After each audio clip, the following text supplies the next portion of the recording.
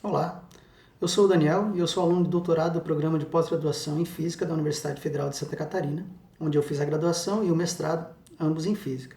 Atualmente eu sou orientado pelo professor Marcelo Trachtenberg na área de Termodinâmica e Mecânica Estatística. No meu projeto de pesquisa eu estou interessado nas transições de fase de sistemas magnéticos desordenados.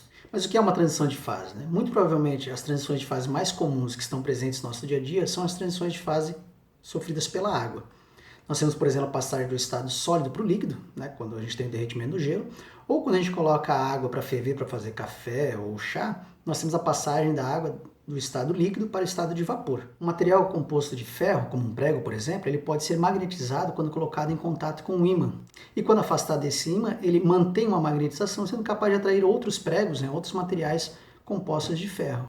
Nós dizemos que o ferro é um material ferromagnético. Nesse momento, ele se encontra numa fase ferromagnética. No entanto, essa magnetização ela pode ser eliminada variando algum parâmetro externo. No meu caso, o parâmetro externo que me interessa é a temperatura. Então a pergunta seria, a partir de qual temperatura um material ferromagnético perde a sua magnetização? Acima dessa temperatura, ele se encontra numa fase paramagnética. E aqui entra a transição de fase que eu falei anteriormente. A transição de fase da fase ferromagnética para a fase paramagnética. Esse processo de perda de magnetização pode ser facilmente visualizado através de um pêndulo chamado pêndulo de Curie. O sistema desordenado é aquele que apresenta diferenças na sua constituição interna. Pode ser pela ausência de um átomo, onde deveria existir um, que seria uma vacância, ou um átomo diferente daquele que deveria estar ali, o que seria uma impureza. Essas vacâncias ou impurezas elas vão provocar uma diferença de energia em relação à sua versão não desordenada. A desordem pode provocar mudanças em propriedades termodinâmicas, elétricas e ou magnéticas do material.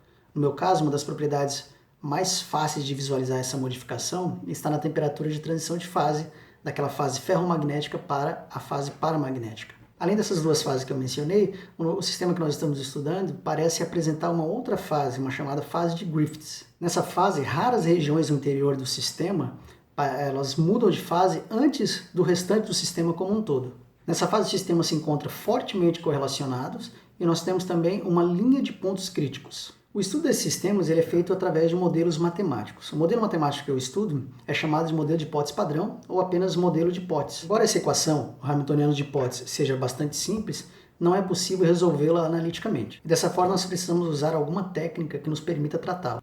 O método que nós utilizamos para tratar esse sistema é chamado de método ou métodos de Monte Carlo. Além da impossibilidade em resolver essa equação, nem sempre é possível realizar um experimento em laboratório desses sistemas. Então a simulação computacional acaba sendo um experimento computacional. De posse do modelo matemático, modelo de hipótese, e dos métodos de Monte Carlo, nós obtivemos medidas, como por exemplo, magnetização em função da temperatura. Além do nosso interesse puramente acadêmico em sistemas desordenados, está o fato de que é muito difícil conseguir produzir um material puro, sem impurezas ou vacâncias.